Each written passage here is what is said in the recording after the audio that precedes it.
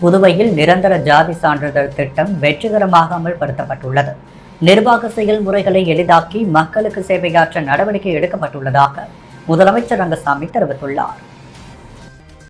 புதுவை சட்டப்பேரவையில் முதலமைச்சர் ரங்கசாமி அறிவிப்பு ஒன்றினை வெளியிட்டார். அப்பொழுது பேசிய அவர், புதுவையில் நிரந்தர ஜாதி சான்றிதழ் திட்டம் வெற்றிகரமாக அமல்படுத்தப்பட உள்ளது. நிர்வாக செயல்முறைகளை எளிதாக்கி மக்களுக்கு சேவையாற்ற நடவடிக்கை எடுக்கப்பட்டுள்ளது. வாழ்நாள் முழுவதும் செல்லுபடியாகும் நிரந்தர ஜாதி சான்றிதழ் வழங்கப்பட உள்ளது.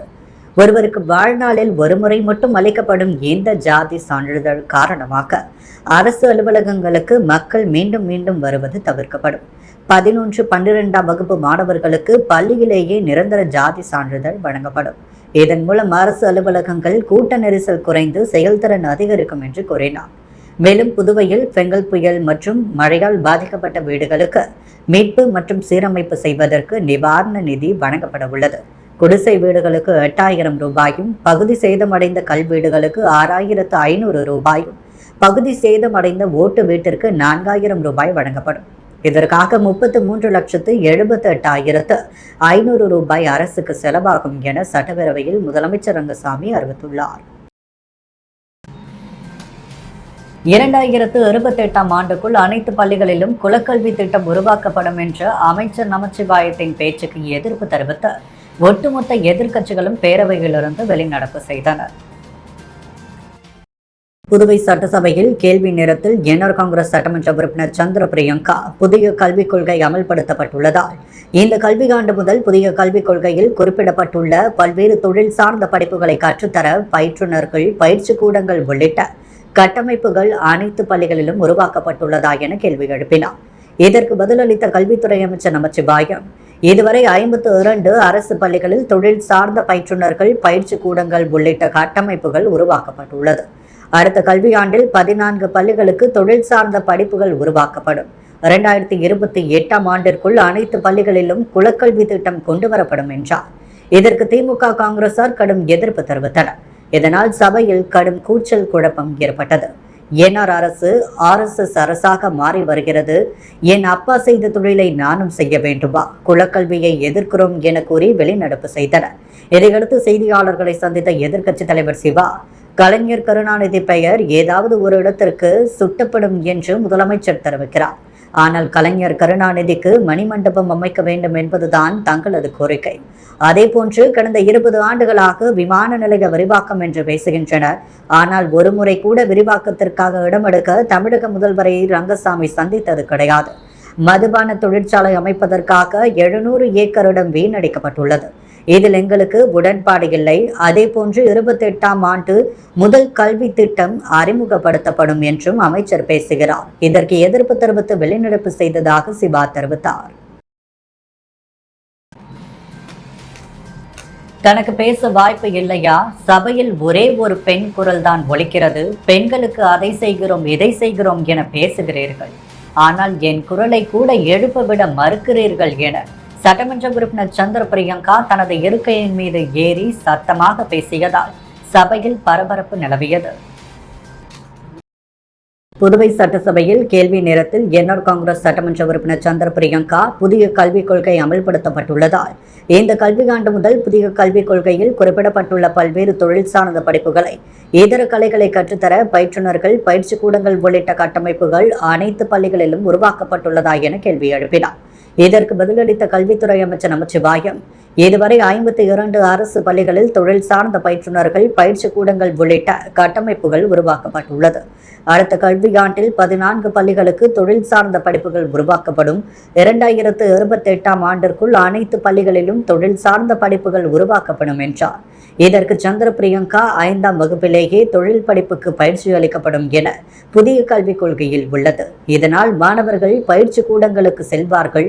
அப்படி தொழில் கற்கும் மாணவர்கள் மீண்டும் பள்ளிக்கு வராமல் சம்பாதிக்க சென்று விடுவர். இதை 9ஆம் வகுப்பு மேல் என மாற்றி அமைக்க வேண்டும் என்றார். இதற்கு திமுக, காங்கிரசார் கடும் எதிர்ப்பு தெரிவித்தனர். இவர்களுக்கு எதிர்ப்பாக ஆளும் கட்சி சட்டமன்ற உறுப்பினர்களும் பேசியதால் சபையில் கடும் கூச்சல் குழப்பம் ஏற்பட்டது. அப்பொழுது தனக்கு பேச வாய்ப்பு இல்லையா என சபையில் ஒரே ஒரு பெண் குரல் தான் ஒலிக்கிறது. பெண்களுக்கு அதை செய்கிறோம் இதை செய்கிறோம் என பேசுகிறீர்கள், ஆனால் என் குரலை கூட எழுப்பவிட மறுக்கிறீர்கள் என தனது இருக்கையின் மீது ஏறி சத்தமாக பேசினார். இதனால் பேரவையில் பெரும் பரபரப்பு நிலவியது.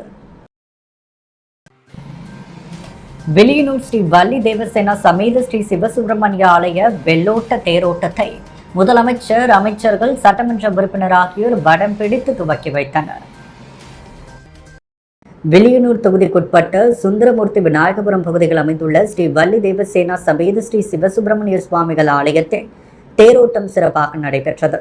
முன்னதாக ஆலயத்தில் சிறப்பு பூஜைகள் மற்றும் ஸ்ரீ சிவசுப்பிரமணிய ஆலயத்தின் சார்பில் புதியதாக உருவாக்கப்பட்ட தேரை சிறப்பு பூஜைகள் செய்து புதுச்சேரி முதலமைச்சர் ரங்கசாமி, உள்துறை அமைச்சர் நமச்சிவாயம், வேளாண் துறை அமைச்சர் தேனி ஜெயக்குமார், வில்லியனூர் தொகுதி சட்டமன்ற உறுப்பினர் சிவா ஆகியோர் கலந்து கொண்டு தேரை வடம் பிடித்து துவக்கி வைத்தனர்.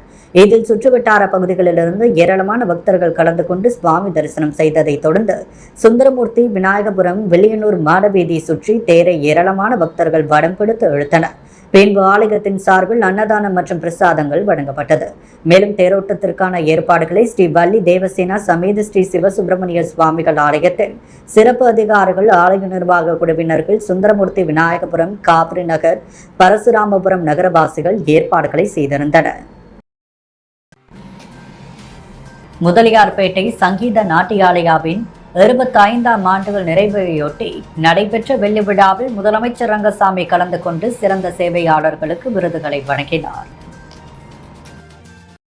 முதலியார்பேட்டை சங்கீதா நாட்டியாலயாவின் 25 ஆண்டுகள் நிறைவையொட்டி வெள்ளி விழா கம்பன் கலையரங்கில் நடைபெற்றது. வெள்ளி விழாவை முன்னிட்டு பரதநாட்டியம் பயின்ற மாணவிகளுக்கு சலங்கை பூஜை மற்றும் பல்வேறு துறைகளில் சாதனை புரிந்தவர்களுக்கு விருது வழங்கும் விழா நடைபெற்றது. சங்கீத நாட்டியாலயா நிறுவனர் தமிழ்மணி முன்னிலை வகிக்க உலக நாட்டிய லிம்கா சாதனையாளர் கலைமாமணி சங்கீதா மகேஷ்குமார் அனைவரையும் வரவேற்றார். விழாவிற்கு சிறப்பு விருந்தினராக புதுச்சேரி முதலமைச்சர் ரங்கசாமி கலந்து கொண்டு சமூக சேவகரும் பாரதிய ஜனதா கட்சி மாநில செயலாளர், வெற்றி மக்கள் இயக்க நிறுவனர் டாக்டர் வெற்றி செல்வம் கொரோனா காலகட்டங்களில் 1 லட்சம் குடும்பங்களுக்கு நேரடியாக சென்று ஹோமியோபதி மருந்தும் 10,000க்கும் மேற்பட்ட தொழிலாளர்களுக்கு அத்தியாவசிய தேவையான பொருட்கள் உள்ளிட்டவைகளை வழங்கிய சேவைகளுக்காகவும் பொது வாழ்க்கையில் தொடர்ந்து பல்வேறு சேவைகளை செய்து வருகின்ற, குறிப்பாக அதிக முறை இரத்த தானம் வழங்கி உலக சாதனை விருது பெற்றதற்காகவும் சேவை சுடர் எனும் விருதை வழங்கி பொன்னாடை போர்த்தி கேடயம் வழங்கி பாராட்டினர். விருது பெற்ற வெற்றி செல்வம் மற்றும் சேவை மற்றும் களத்துறையில் விருது பெற்ற டாக்டர் பிரமிளா தமிழ்வாணன், கோவிந்தன், முருகன், கோவிந்தசாமி, செல்வமணி, பன்னீர்செல்வம், ஸ்ரீனிவாசன், ஆடிட்டர் ரவிக்குமார், சேகர், பூபதி முத்து, ராஜா ஆர்ட்ஸ் முருகன் ஆகியோரையும் பொதுப்பணித்துறை அமைச்சர் லட்சுமி நாராயணன், பாரதியார் பல்கலைக்கூட நடனத்துறை தலைவிகள் கலைமாமணி டாக்டர் லூர்து சாந்தி, கலைமாமணி கலா, மண்டல முனைவர் விசித்திரபாலி கண்டி, சங்கமம் குளோபல் அகாடமி நிறுவனர் தினேஷ்குமார் ஆகியோர் மற்றும் நிகழ்ச்சியில் கலந்து கொண்ட அனைவரும் பாராட்டி வாழ்த்தினர். சங்கீதா நாட்டியாலயா நிர்வாகி பாபு நன்றி கூறினார். புதுவை பல்கலைக்கழகத்தில் புதிய துணைவேந்தர் முதலமைச்சர் ரங்கசாமியை சந்தித்து வாழ்த்து பெற்றார். புதுவை பல்கலைக்கழகத்தின் புதிய துணைவேந்தராக பொறுப்பேற்றுக் கொண்ட பனிதி பிரகாஷ் பாபு முதலமைச்சர் ரங்கசாமியை முதலமைச்சர் அலுவலகத்தில் நேரில் சந்தித்து வாழ்த்து பெற்றார். இந்த சந்திப்பின் பொழுது புதுவை பல்கலைக்கழக இயக்குநர் தரணிகரசு, பதிவாளர் ரஜனீஷ் புட்டானி ஆகியோர் உடனிருந்தனர். புதுச்சேரி மாசிமக கடல் தீர்த்தபாரிக்கு வருகை தந்த தீவனூர் பொய்யாமொழி விநாயகருக்கு காந்தி வீதியில் வரவேற்பு அளிக்கப்பட்டது. புதுச்சேரி மாசிமக கடல் தீர்த்தபாரிக்கு வருகை தந்த தீவனூர் பொய்யாமொழி விநாயகருக்கு புதுச்சேரி கோருமேடு எல்லைப் பகுதிகள் பூரண கும்ப மரியாதையுடன் வரவேற்பு அளிக்கப்பட்டது. புதுவையின் பக்தர்கள் திரளாக கலந்து கொண்டு மாசிமக தீர்த்தபாரி முடிந்து காந்தி வீதியிலிருந்து முக்கிய வீதிகள் வழியாக நகர்வலம் வந்த பொய்யாமொழி விநாயகரை பாராளுமன்ற உறுப்பினர் செல்வ கணபதி தரிசனம் செய்தார். பின்பு சுவாமிக்கு சிறப்பு பூஜைகள் நடைபெற்றது. வேலு நாச்சியார் இயக்கம் சார்பில் நடைபெற்ற மகளிர் தின நிகழ்ச்சியில் பெண்மையை போற்றுவோம் எனும் தலைப்பில் கவியரங்கம் நடைபெற்றது.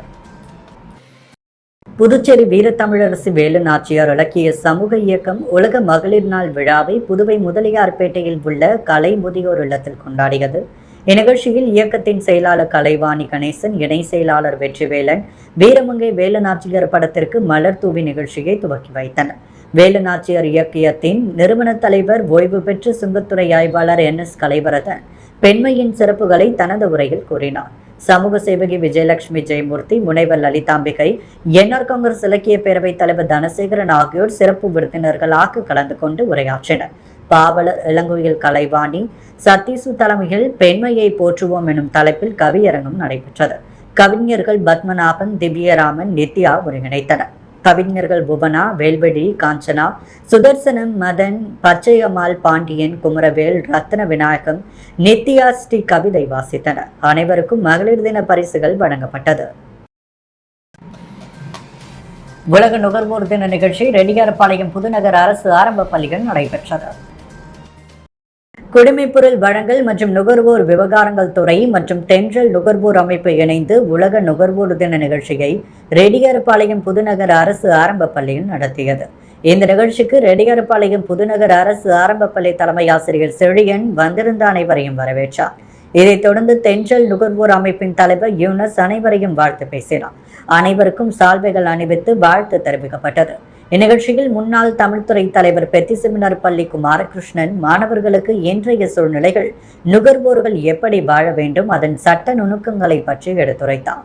அதனைத் தொடர்ந்து என்ஆர் காங்கிரஸ் ராஜு கூறும்பொழுது, மாணவர்கள் அப்துல் கலாமை போல ஒழுங்கு நெறியுடன் வாழ்ந்து நன்றாக கல்வியில் படித்து முன்னேற வேண்டும் என்று குறிப்பிட்டார். இந்நிகழ்ச்சியில் கவிஞர் ரமேஷ் பைரவி, கல்மண்டபம் தியாகராஜா, அரசு மேல்நிலைப்பள்ளி ஓவியர் ராஜா கண்ணன் சிறப்புரை வழங்கினார். நிகழ்ச்சியில் நிறைவாக முன்னாள் பத்திரிகையாளர் சங்க தலைவரும் ஜூனியர் விகடன் குமுதம் தினமலரில் பணி ஓய்வு பெற்ற தணிகை தம்பி நிறைவுரையாற்றி, இன்றைய கல்வி நிலை மாணவர்களுக்கு எப்படி இருக்கிறது, எப்படி மொழிகளை கற்றுக்கொள்ள வேண்டும் என்பது குறித்து எடுத்துரைத்தார். பாரதி, காமராஜர் போன்றவருடைய வாழ்க்கை நெறிமுறைகளை எடுத்து கூறினார். நிறைவாக மாணவர்களுக்கு எழுது பொருட்கள், வாட்டர் பாட்டில் வழங்கப்பட்டு வந்திருந்த அனைவருக்கும் தென்றல் நுகர்வோர் அமைப்பின் தலைவர் யூனஸ் நன்றி தெரிவித்தார். மதுபான ஆலை அனுமதித்து மக்கள் விரோத செயலில் ஈடுபட்ட முதல்வர் ரங்கசாமி உட்பட 30 சட்டமன்ற உறுப்பினர்களையும் 2026 சட்டமன்ற தேர்தலில் வீட்டிற்கு அனுப்ப மக்கள் தயாராக இருக்க வேண்டும் என்று மக்கள் முன்னேற்ற கழக சேர்மன் RL வெங்கட்ராமன் அறிவுறுத்தியுள்ளார். புதுச்சேரி மாநில மக்கள் முன்னேற்ற கழக சேர்மன் RL வெங்கட்ராமன் இன்று வெளியிட்டுள்ள செய்திக்குறிப்பில், புதுச்சேரி சட்டமன்ற பட்ஜெட் கூட்டத்தொடரில் 6 புதிய தனியார் மதுபான தொழிற்சாலைக்கு அனுமதி கொடுக்கப்பட்டுள்ளது என்று முதல்வர் சட்டமன்றத்தில் அறிவித்துள்ளார். அறிவிப்பின் பின்னணியில் மிகப்பெரிய ஊழல் நடந்துள்ளது. ஆளும் கட்சி, எதிர்க்கட்சி என்கின்ற பாகுபாடு இல்லாமல் 30 சட்டமன்ற உறுப்பினர்களின் ஒத்துழைப்போடு அனுமதி வழங்கப்பட்டுள்ளதாக தெரிகிறது. எதிர்க்கட்சி தலைவர் சிவா கூட வாய்மூடி மௌனமாக இருந்துள்ளார். எதிர் வரிசையில் இருக்கும் திமுகவை சேர்ந்த சட்டமன்ற உறுப்பினர் நாஜில், வேலை வாய்ப்பு கிடைக்கிறது என்றால் நாங்கள் ஆதரவு தருகிறோம் என்று கூறுகிறார். காங்கிரஸ் கட்சியை சார்ந்த முன்னாள் முதலமைச்சர் நாராயணசாமி மதுபான ஆலை அனுமதி கொடுத்த விஷயத்தில் மிகப்பெரிய ஊழல் நடந்துள்ளது, அனைத்து கட்சிகளும் கொள்கை அடித்திருக்கிறது என்று கூறுகிறார். அப்படி என்றால் காங்கிரஸ் கட்சியும் அதில் அடங்கும் என்றுதானே அர்த்தம். அதை அவரே ஏற்றுக்கொள்கிறார். அப்படி என்றால் 30 சட்டமன்ற உறுப்பினர்களும் பங்கு உள்ளதாக மக்கள் மத்தியில் பரவலாக பேசப்படுகிறது. என்ஆர் காங்கிரஸை சார்ந்த அரியாங்குப்பம் தொகுதி சட்டமன்ற உறுப்பினர் பாஸ்கரன் தட்சிணாமூர்த்தி கடந்த வாரம் சட்டமன்றத்தில் கவர்னர் உரைக்கு நன்றி தெரிவித்து பேசும் பொழுது கூட, நிலத்தடி நீர் உப்பு கலந்த நீராக இருக்கிறது, இதனால் நல்ல குடிநீருக்கு பஞ்சம் ஏற்பட்டுள்ளதாக தெரிவித்துள்ளார். நிலத்தடி நீரை மதுபான ஆலைகள் உறிஞ்சிவிட்டால் மக்களுக்கு ஏது குடிநீர்? எதிர்காலத்தில் முதல்வர் ரங்கசாமியால் புதுச்சேரி பாலைவனமாக காட்சியளிக்கும் என்பதில் சந்தேகமில்லை. இதனை மக்கள் புரிந்து கொள்ள வேண்டும். துணைநிலை ஆளுநரை நிராகரிக்க வேண்டும் என்று அவர் தெரிவித்துள்ளார். மாகே ஆயுர்வேத மருத்துவக் கல்லூரி மாணவர்கள் மற்றும் பயிற்சி மருத்துவர்களுக்கு உயர்த்தப்பட்ட உதவித்தொகையை வழங்க வலியுறுத்தி பயிற்சி மருத்துவர்கள் தர்ணா போராட்டத்தில் ஈடுபட்டனர். புதுச்சேரி பிராந்தியமான மாகேவில் புதுச்சேரி அரசின் ஆயுர்வேத மருத்துவக் கல்லூரி இயங்கி வருகிறது. இதில் 100க்கும் மேற்பட்ட மாணவ மாணவிகள் ஆயுர்வேதம் படித்து வருகின்றனர். மருத்துவ மாணவர்கள் மற்றும் பயிற்சி மருத்துவர்களுக்கு வழங்கப்பட்டு வந்த 5000 ரூபாய் உதவித்தொகையை 20,000 ரூபாயாக வழங்கப்படும் என்று முதலமைச்சர் ரங்கசாமி கடந்த 2024 அறிவித்தார். ஆனால் இதுநாள் வரை முதலமைச்சர் ரங்கசாமி அறிவித்த உதவித்தொகை வழங்கப்படவில்லை.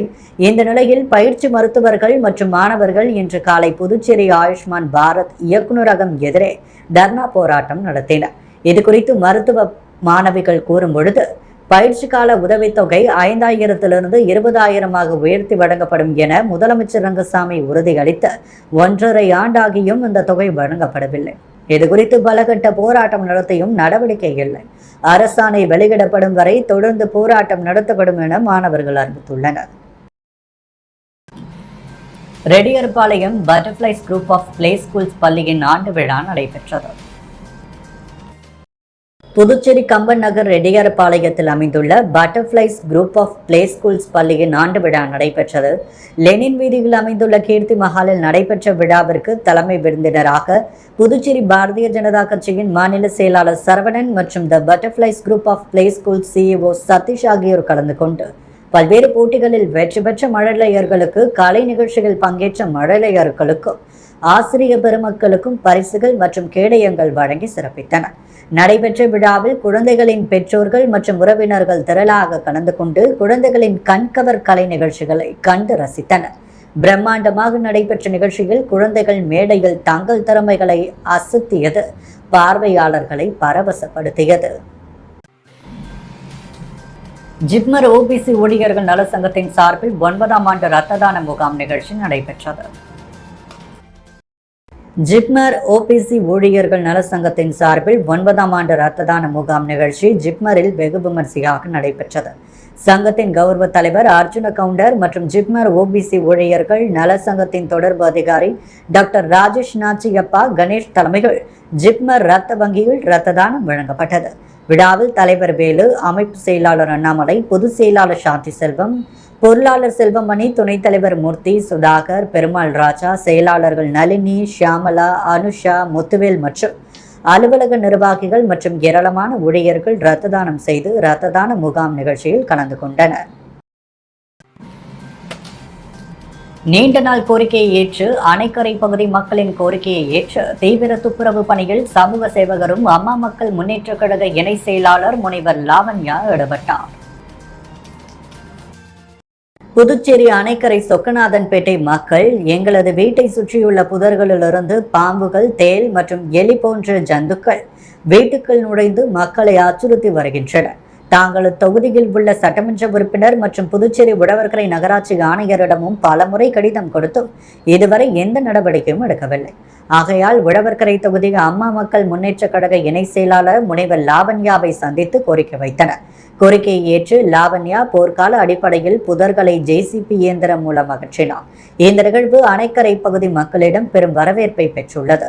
இந்நிகழ்ச்சியில் அணைக்கரை வீதி, சொக்கநாதன்பேட்டை கிராம நிர்வாகிகள், பொதுமக்கள், மகளிர்கள் என 500க்கும் மேற்பட்டோர் கலந்து கொண்டனர். ஷிட்டு ஸ்கூல் ஆஃப் கராத்தே பயிற்சி பள்ளியிலிருந்து மாநில அளவிலான கராத்தே போட்டியில் வெற்றி பெற்றவர்களை முன்னாள் துணை சபாநாயகர் பாலன் பாராட்டி வாழ்த்து தெரிவித்தார். புதுவையில் இயங்கி வரும் ஷிட்டு ஸ்கூல் ஆஃப் கராத்தே பயிற்சி பள்ளியில் பிளாக் பெல்ட் மற்றும் கலர் பெல்ட் விருது வழங்கும் நிகழ்ச்சி நடைபெற்றது. விழாவினை கிங் மேக்கர் லட்சுமணன் அகாடமியின் தலைவர் ராஜேஷ் தலைமை தாங்கினார். இதில் சிறப்பு விருந்தினராக முன்னாள் துணை சபாநாயகர் MNR பாலன் கலந்து கொண்டு கராத்தே பயிற்சி பயிலும் மாணவ மாணவிகளுக்கு பெல்ட் மற்றும் சான்றிதழ் வழங்கினார். மேலும் கடந்த வாரம் நடைபெற்ற மாநில அளவிலான கராத்தே போட்டியில் கலந்து கொண்டு வெற்றி பெற்ற மாணவ மாணவிகளுக்கு சான்றிதழ் வழங்கி கௌரவித்தார். இதில் செயலாளர் மோகன் மற்றும் மாஸ்டர்கள் நாகராஜ், ஜானகிராமன், சரவணன், மணிகண்டன், கராத்தே பள்ளி மாணவ மாணவிகள் உடனிருந்தனர். புதுவையின் அன்றாட நிகழ்வுகளை காண பாண்டி ஹெட்லைன்ஸ் யூடியூப் சேனலை சப்ஸ்கிரைப் பண்ணுங்க. தொடர்ந்து எங்களுடன் இணைந்திருக்க பக்கத்தில் உள்ள பெல் பட்டனை பிரஸ் பண்ணுங்க. லைக் பண்ணுங்க, ஷேர் பண்ணுங்க. என்றும் உங்களுடன் பாண்டி ஹெட்லைன்ஸ்.